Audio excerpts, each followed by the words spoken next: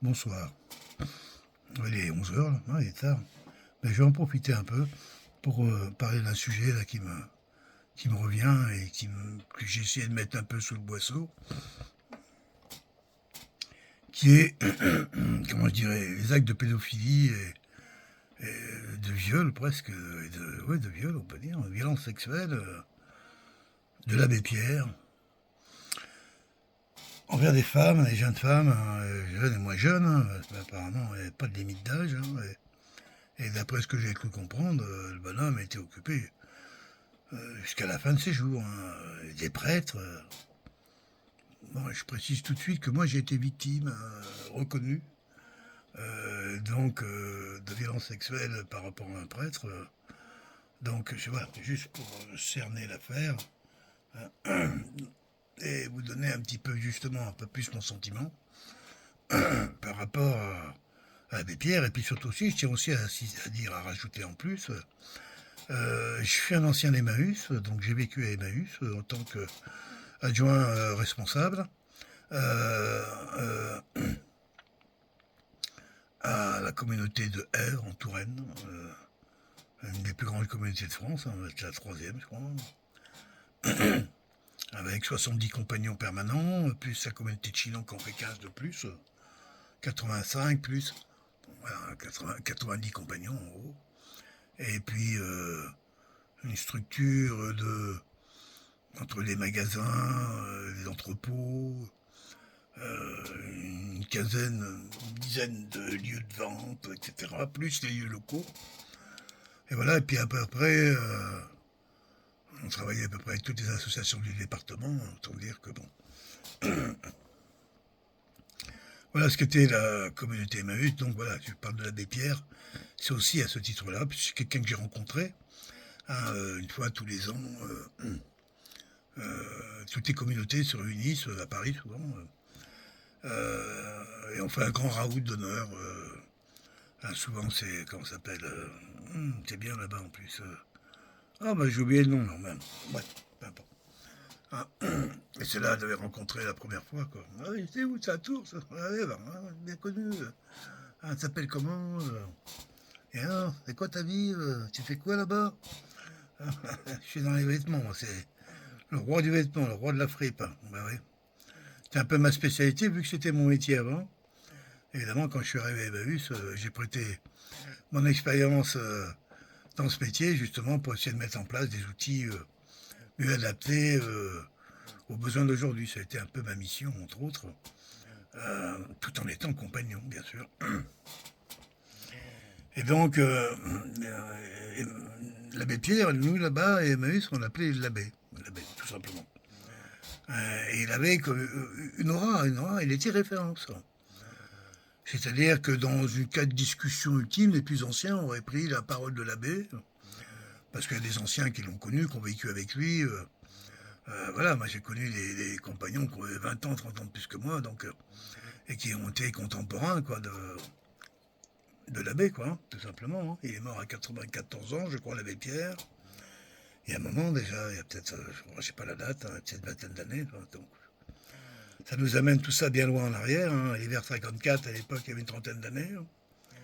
Hein. C'est l'époque où l'abbé Pierre se fait connaître en France, puisque à l'époque, l'abbé Pierre était député, donc il faisait de la politique. Il avait été élu comme député de, je sais plus quelle circonscription, mais une circonscription nord de Paris, je crois, quelque chose comme ça, quoi. Et il utilisait sa paye de député, justement, c'est l'argent qu'il avait en tant que député, qui lui avait permis de lancer le premier projet, qui on va dire qui est un peu le moment fondateur d'Emmaüs, qui était de construire la première maison. Et il l'a fait, il a acheté une vieille maison, pas chère, mais solide. À l'époque, il y avait des maisons solides, il n'y avait pas. Ou c'était des cabanes en bois, mais dès qu'on parlait de maison en France, les maisons étaient solides. Et puis après, il a eu deux gars qui étaient dehors. Qu'est-ce que tu fais? Ben quoi, toi, tu fais rien. Ah, tu cherches une chambre? Ben quoi, tu nous aides. Et puis là, tu choisiras ta chambre. Et puis c'est comme ça que tu as démarré, voilà. Après, c'est un peu plus. Mais il est vrai qu'à ce moment-là, l'abbé s'inquiétait bien sûr de comme l'Église en général avait quand même, dans les années 50 en France, il y avait encore comment je dirais, une surveillance de la pauvreté en France par l'Église. Et les hivers en France étaient beaucoup plus froids qu'aujourd'hui, hein, rien à voir. Hein. Ah, je ne veux pas parler de réchauffement climatique, je veux juste dire que les hivers aujourd'hui sont beaucoup plus doux qu'ils ne l'étaient il y a 70 ans. Moi, dans mon enfance, il neigeait tout le temps. Moins 15, moins 20, moins 25 en Touraine. Ouais. C'est pour ça que souvent il n'y avait pas de cerises, parce que quand les gelées arrivaient, là, vous avez des gros coups, moins 12, moins 15. Bon, voilà, la végétation était différente. Mais bon, oui. Il y avait de vrais hivers. Je ne sais pas encore pourquoi je parle de ça. J'ai digressé encore, tout simplement. Oui, c'est ça. Donc, il y avait de vrais hivers. Et en 1954, particulièrement, l'hiver à Paris, entre autres, a été terrible. Je crois qu'il y a eu du moins 30. La Seine était gelée. Il n'y avait plus d'eau nulle part. Les gens avaient du mal à chauffer. C'était vraiment un cas de crise, quoi. Et l'abbé, voyant un petit peu les cadavres qui jonchaient la route, le chemin, quand il sortait de l'endroit où il dormait, pour aller se rendre justement dans les activités émaüsiennes, on va dire ça comme ça, qui étaient les siennes, il a vu les cadavres, il a vu une mère avec un enfant gelé qu'elle tenait dans ses bras, ils étaient morts tous les deux, etc. Et c'est l'émotion est trop grande, quoi. Et il prend un crayon et il écrit vite fait un discours comme ça. Et il en parle, tout de suite il appelle je sais plus qui, de la radio, Radio France, à l'époque il n'y avait pas comme aujourd'hui, hein, toutes ces chaînes, et puis ils se mettent d'accord que oui, d'accord, on va vous donner l'antenne, tel jour, telle heure, enfin le jour même. Et l'après-midi, là que l'abbé Pierre entame mes chers amis, mes chers amis. Alors j'ai pas envie de le jouer, c'est poignant. C'est pas écoutez-le, le discours de l'hiver 54, et vous entendrez la voix de cet homme. Cet homme qu'on accuse aujourd'hui déjà à l'époque d'abuser de jeunes filles. Mais quand on entend la voix de cet homme, c'est pas ça qu'on entend. On l'imagine même pas, ça n'a même pas lieu d'être. Il se passe autre chose. Il est tout d'un coup le porte-parole flamboyant, autoritaire, près du pouvoir, du haut pouvoir, vu de son poste politique, et qu'en plus c'est un curé. Quoi. Et il est là pour défendre tous les sans-logis qui sont si nombreux. On est après la guerre. Alors 54, c'est pas, mais c'est que 9 ans après, c'est pas vieux, quoi. La France, bon, n'a pas été détruite parce que la France n'a pas vraiment vécu cette guerre-là. Elle a vécu surtout les précédentes. Oui, je rappelle aux gens, au cas, renseignez-vous. Hein. La France a été vaincue dès 1940, c'était terminé, basta. Après, on a compté les points, en attendant de voir qui c'est qui va gagner. Il y en a eu, c'est les Allemands, il y en a con. Mais voilà ce qui s'est passé en France. Donc la France a été, à part le Nord, effectivement, le débarquement, la Normandie, tout ça. Alors là, par contre, bah, il y a qui sont arrivés, ouais, cowboys, hein. Tapis de bombe, 400 000 morts.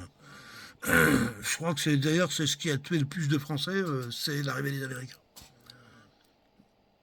Oui. Ah, bah, ils disent pas ça dans les livres d'école. Bah, tiens donc. On n'a pas lire les mêmes. Hein. Bon, je referme la parenthèse, c'est pas le sujet. Je veux parler de l'abbé Pierre. L'abbé Pierre, de ce discours, donc, de fondateur, on va dire, d'Emmaüs, c'est ce discours de l'hiver 54, où il nous fait ressentir son émotion, sa grande peine, son effarement et sa douleur d'avoir croisé ces cadavres gelés sous les ponts. Il les décrit, quelques-uns comme ça, juste pour nous dire que des frères et des sœurs sont là, gisant dans le froid, parce qu'ils n'ont pas de quoi, un toit pour les héberger, une couverture pour les protéger. Et il s'adresse à la France, puisque c'était Radio France qui avait ouvert toutes ses antennes.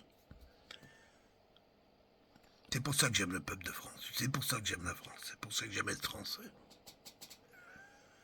Je nous sais un don terrible pour la solidarité.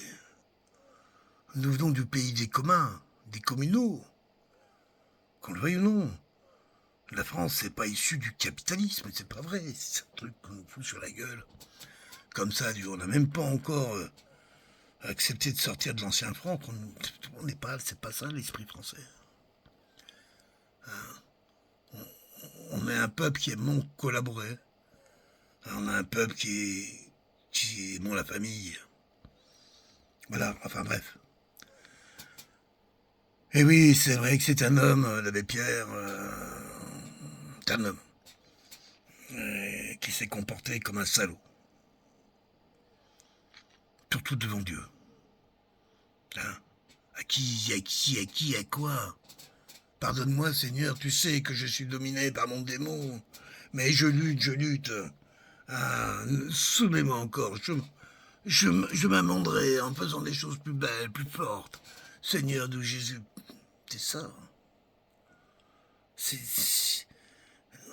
Et c'est dans cet homme, dans de la souffrance profonde quand même, hein, en tout cas dans de la contradiction profonde, qui a été capable, par son énergie, pas tout seul, bien sûr, c'est évident, mais qui a été capable de tenir haut l'attention des autorités de ce pays, afin que, par exemple, que le premier village construit par l'abbé Pierre et surtout par les compagnons, qui y ont habité, fait de cabanes en bois, de toits en tôle, et d'un gros poêle au milieu, et village Emmaüs, et bien que ces endroits-là soient des endroits où il n'y a pas de taxes. Et que vous, l'État, et vous les riches, les sociétés, ne prélevez rien sur ces endroits-là. Et c'est ça qu'a obtenu l'abbé Pierre auprès de l'État, c'est une détaxation totale des activités Emmaüs. Alors c'est une association reconnue d'utilité publique, un peu comme la Croix-Rouge, etc. C'est-à-dire que le système dit oui quand même, ils acceptent le système parce que c'est vrai, prendre du pognon aux pauvres, bah, ça leur coûte plus cher en documents qu'en argent pris, parce qu'il n'y en a pas. La particularité de la pauvreté, c'est quoi 1, 2, 3, 4, ensemble, il n'y a pas d'argent. Et l'abbé Pierre, à ce niveau-là, il est resté cohérent. Il a vécu la guerre, il était jeune homme, donc il l'a vécu vraiment. On lui a fait des reproches à la fin de sa vie d'avoir eu des rapports avec, je dirais, le nationalisme. Mais qui n'aurait pas pu, à un moment, venant de l'époque de 14-18, venant de cette époque-là quand même, en tant que jeune, n'aurait pas pu aborder les idées ou nationalistes ou communistes. Ces idées qui arrivaient, qui étaient en opposition l'une à l'autre, et qui forgeaient les esprits et les tempéraments. Oui, il a rencontré, dit-on, comment il s'appelle, encore un individu qu'on a rejeté au banc de la société. Mais de quelle société parle-t-on, hein, d'accord Bon, après, ils ont laissé tomber un peu là-dessus, parce que ils n'aiment pas trop parler de la période de la dernière guerre mondiale. Ouais, Nuremberg, ouais, c'est ça, Nuremberg. Vous savez ce que c'est, au fait, Nuremberg? Parce que les gens, ils savent peut-être pas. C'est des jugements où on accuse les gens sans preuve, parce que t'as pas besoin de prouver. Par contre, eux, ils doivent prouver leur défense. C'est ça, Nuremberg. Je dis n'importe quoi sur toi, peu importe. À toi de prouver que c'est pas vrai. Voilà, c'est cette justice-là qui essaie de nous amener aujourd'hui, quand ils font référence à Nuremberg. Juste comme ça, ding ding. Hein. Alors ce que ça veut dire. Il y a un truc pour la télévision. Mais ça n'avait strictement rien, mais de rien, ni de près, ni de loin, ressemblait à une décision judiciaire. Non, c'était comment dirais un enregistrement de dépôt de plainte. Avec condamnation, d'ailleurs. C'était même pas dépôt de plainte, c'était un enregistrement de dépôt de condamnation. Exactement ça qui s'est passé. Nuremberg. Alors pourquoi il n'a pas été pendu, lui Hein, pourquoi, comment il s'appelle, l'architecte à Hitler, là. Ouais, c'est bien ce mec-là, là. C'est un Français, hein, je crois, en plus, il me semble, non? Pas sûr, pas sûr. Un qui avait préparé les maquettes de Germania, là. Lui, je crois que ça y est passé, Eric, hein, qu'il a fait 2 3 ans de tôle, et puis après, il est allé se cacher ailleurs. Ah, d'ailleurs, il a continué, voilà, on n'a pas, je crois qu'il a continué à être architecte après, mais bon, voilà. Donc je reviens à notre ami, enfin, notre ami, à ce monsieur, à cette célébrité, ce prêtre, qui s'appelle Abbé Pierre et qu'on accuse aujourd'hui de violences sexuelles envers des jeunes femmes et des femmes, puisqu'il n'avait pas de limite d'âge, ça allait, on dit même maintenant, on commence à parler de gamine de 14 ans. Hein, donc après, bon, est-ce que je pourrais dire, ouais, ça dépend de la gamine? Non, c'est 14 ans. 14 ans, bon, il y a un âge. Bon, il n'était plus là, quoi. C'est-à-dire, il n'était pas sur les enfants, à vrai dire. Pas ça.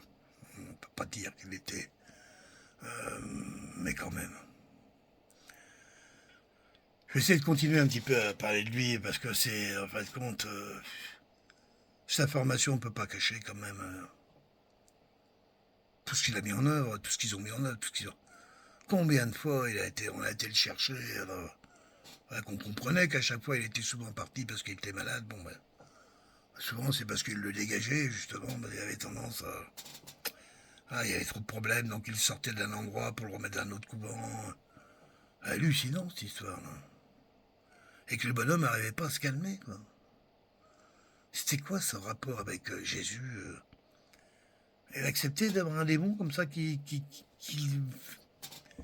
l'anime. C'est peut-être ça d'ailleurs, c'est peut-être cette force-là qui lui a donné euh, l'élan pour représenter les compagnons d'Emmaüs qu'il a créés et dont j'ai fait partie, quoi. Mais quand même, j'aurais aimé quand même dans ma vie, à un moment, pouvoir croire que des gens ont eu du pouvoir d'un certain âge. Je dis bien du pouvoir, donc le pouvoir on peut l'avoir dans la famille aussi. Hein. D'un certain âge, après qu'ils soient partis, qu'on apprend que c'était des salopards, dans leur côté physique, hein, des pervers. L'abbé, je remercie qu'ils n'aient pas dit ça de son vivant, parce que comment ça aurait été possible pour les compagnons de... Je pense qu'aujourd'hui, dans les communautés, ça doit être quand même quelque chose d'assez traumatisant qu'on vienne leur dire que ils sont pas tous pro Abbé Pierre à quatre pattes, c'est pas vrai. Mais quand même, moi j'ai entendu des trucs sur l'abbé, mais peut-être plus moi en tant que gestionnaire. Mais pas qu'il faut que c'est pas un mec d'argent. Il n'y avait pas besoin de s'occuper de ça pour lui de toute façon. Mais bon, c'est pas vraiment un gestionnaire au sens propre du terme, quoi. Hein, tout ce qui a été la mise en place réelle d'Emmaüs, les constructions, les premières maisons et villages, c'est des compagnons qui ont fait ça, tout. Il y en a un qui a après créé je sais plus comment il s'appelle, Prudhomme, Bonhomme, je sais plus, un nom comme ça, quoi. Hein, qui a été un des fondateurs de la communauté. Euh, Moi, je les ai rencontrés, Emmaüs, au bout, c'était dans les... On va dire quoi? Je remets vite fait en... Ok. Ouais, peut-être dans les années 90. Ouais, 85, c'est ça en France, ouais. 85. Commencé à fréquenter certaines communautés Emmaüs, parce que bon, moi, je suis recycleur textile fripier, et donc j'allais récupérer là-bas ce que je pouvais, quoi. Et j'en ai fréquenté 7 ou 8 de façon assidue, suffisamment pour rencontrer les gars et de me dire que ça me plaisait, ça m'est bien. Je me dis un jour, à la fin de ma vie, ma vie professionnelle, j'aimerais bien un jour, voilà, pourquoi pas m'approcher vraiment d'eux. Et je suis arrivé, quoi, en fin de compte. Voilà, donc, euh, pour continuer sur la baie. Ouais, après qu'il ait fait ça, bah, le bonhomme, après, il avait créé... je sais qu'il a eu des embrouilles avec la communauté Emmaüs, la direction parisienne et autres. Donc, il est possible que ça soit au sujet, soit une des raisons, entre autres, qu'il a dû se retirer de la communauté Emmaüs. Peut-être qu'on l'a viré, moi je pense qu'ils l'ont viré parce qu'il avait vraiment trop peur que ça éclabousse, si ça avait à savoir que Emmaüs soit complètement éclaboussé par le scandale que ça aurait pu représenter, c'est évident, d'un abbé Pierre en train de tripoter des gamines de 14 ans, comme, bah, c'est des trucs de dingue, quoi. Même encore aujourd'hui, quoi. Je suis pas en colère quand j'arrive pas à être en colère, non, je suis pas en colère. Je suis pas déçu, pas encore. Pas encore. Faut que ça infuse encore, c'est pas tout. C'est... Là, j'essaie d'être un peu solidaire avec les compagnons, avec tous ceux qui travaillent, qui ont connu l'abbé ou qui ont travaillé autour, ou qui ont dépendu ou qui dépendent de son image. Hein.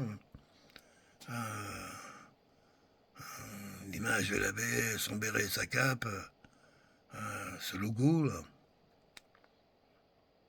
c'est dingue quand même. C'est ce qu'on fait, on met le logo, la cape, puis derrière, on fait quoi on met une petite robe. L'abbé. Mais putain, c'est quoi cette dinguerie c'est pas une fois, pas souvent, quoi. Mais faut être marié, quitter l'église, te marier. C'est quoi l'histoire, là? Et puis il paraît que quand tu menaces, c'est pas cool, hein. T'es un gros méchant. M'étonne pas, d'ailleurs. L'abbé, franchement. Ah, les 7000 compagnons qui sont passés ou qui passeront, qui vont battre dans la... Ils doivent être tous sur le cul, hein. Et tous les amis? Ah, rien qu'à elle, 350. Peut-être 500 maintenant. Puis leur famille. Alors, ouais, t'aurais pas fait ça, l'abbé? Les salopards qui profitent de ça aujourd'hui pour... Comme si c'était urgent de parler de ça, alors que l'affaire Epstein, par exemple, bah on est rien, il s'est pendu. Terminé. Alors, on sait qu'ils ont fait plein de choses, mais il y a où hein, c'est comme l'autre affaire, il y a des victimes, mais il n'y a pas de coupable. Les gamins ont été violés, les filles ont été violées, par qui, on ne sait pas. Et quand vous savez qu'elles ont été violées, ben... Mais l'abbé Pierre, oui. Epstein, non, mais l'abbé Pierre, oui. Bande de porcs. Radio France, vous êtes des porcs. Votre rédaction, voilà, des porcs. C'est pas parce que vous partagez pas la même confession religieuse hein, que celle de l'abbé qu'il faut se précipiter. J'aurais presque pu vous remercier et vous dire oui, moi, vous n'avez pas fait ça de son vivant. Vous n'auriez pas pu le faire. Parce que je suis sûr que vous avez voulu le faire, mais vous n'avez pas pu le faire. L'époque n'était pas encore celle d'aujourd'hui.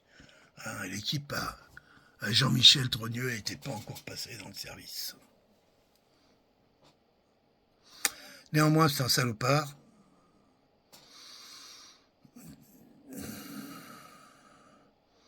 Je suis pas à l'aise, pas à l'aise. Et je pense que la communauté Emmaüs a tout intérêt. Très vite, de toute façon, c'est déjà un peu le cas, de s'éloigner définitivement d'Abbé Pierre. De toute façon, l'homme ne pouvait plus apporter ce qu'il les avait apporté à la communauté. Lorsque, pendant qu'il était vivant, il pouvait encore aller à la télé, pousser un coup de gueule, et ça arrivait plus ou moins à calmer les ardeurs de certains fous. Mais ça, il ne le fait plus, il a plus son aura, il est déjà disparu. On aurait pu le laisser partir entier, mais après tout, oui, ces jeunes filles qui sont des mères, des femmes, des mamans, elles aussi ont droit à quelque part à ce que le système les reconnaisse comme victimes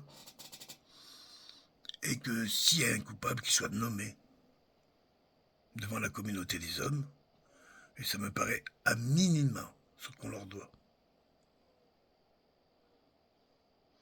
Moi, il s'avère que le curé qui m'a violenté sexuellement, plusieurs fois bien sûr, n'était pas connu comme l'abbé Pierre. Donc, et il est décédé bien sûr, il y a bien longtemps. Et donc de le faire connaître, ça ne pourrait toucher que sa famille. Je crois qu'il avait une sœur ou je sais pas quoi, enfin bref.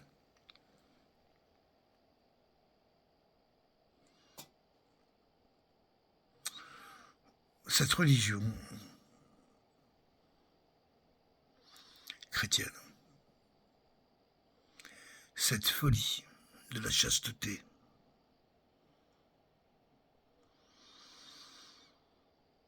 je me demande dans quelle mesure elle n'a pas été faite pour fabriquer toutes ces folies. Parce qu'il y a quand même un paquet de dingos qui utilisent les voies de l'Église ou de l'éducation nationale pour pouvoir avoir accès à leurs victimes facilement et en plus sans problème si tu te fais gauler. Alors oui, l'abbé, c'est vrai que tu nous as donné, j'ai eu de beaux moments, de belles vibrations avec toi. Avec la communauté Emmaüs, on a eu des grands moments de presque d'osmose humaine au sein des communautés. J'ai souvenir de beaux Noëls où on était reliés tous ensemble, avec les amis, de moments où la paix était présente dans le cœur des hommes en même temps, ça se sentait. On était fiers d'être compagnons d'Emmaüs, de l'abbé Pierre. T'es fier. Là, aujourd'hui, je crois que ça va être compagnon d'Emmaüs tout court. Et là, Emmaüs ayant perdu l'abbé Pierre, c'est déjà un petit moment, mais là, ça va être carrément en grand public. Donc, ayant perdu son soutien moral, peut-être même son soutien éthique, même si la personne avait des penchants, même si la personne était perverse. J'ai bien peur que de l'autre côté, Emmaüs se trouve le soutien, comment je dirais, capitalistique. On trouve Emmaüs risque de devenir tout simplement une entreprise.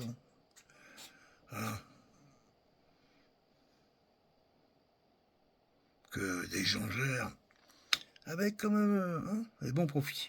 Voilà. J'ai pas envie d'en lire plus sur l'abbé Pierre.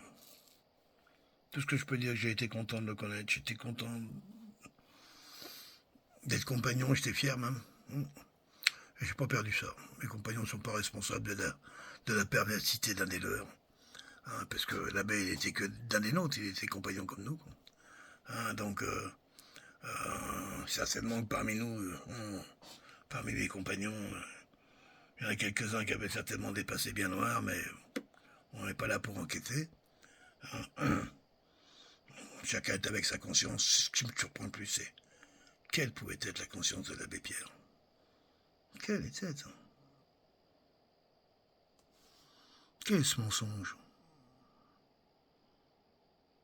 Comment parlait-il à Dieu? À ses supérieurs. Le devoir d'obéissance, c'est capital. L'évêque, comment il lui racontait quoi, l'évêque? Il lui racontait quoi, l'évêque? Un père, oui, vous savez, ce penchant naturel qui est le mien.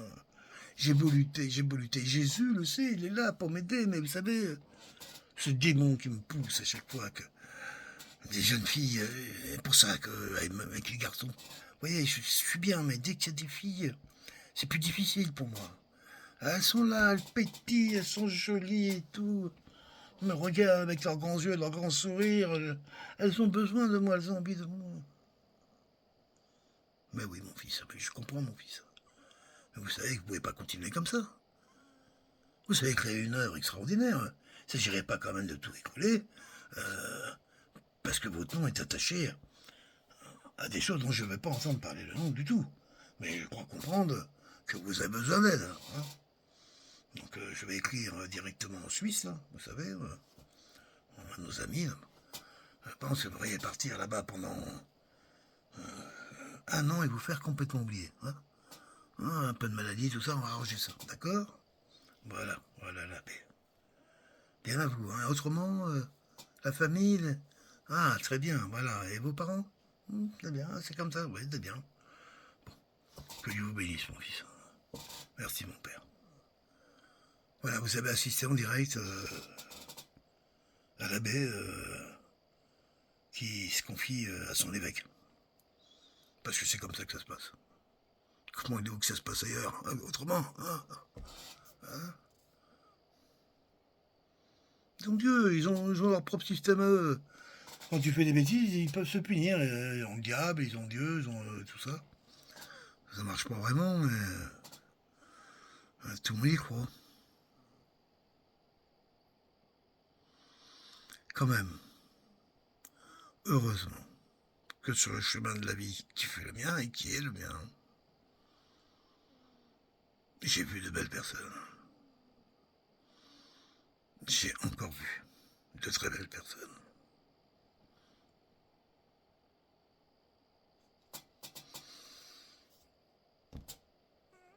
Néanmoins, l'abbé, merci pour ton œuvre.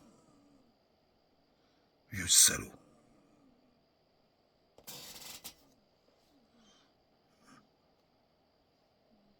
Bye bye.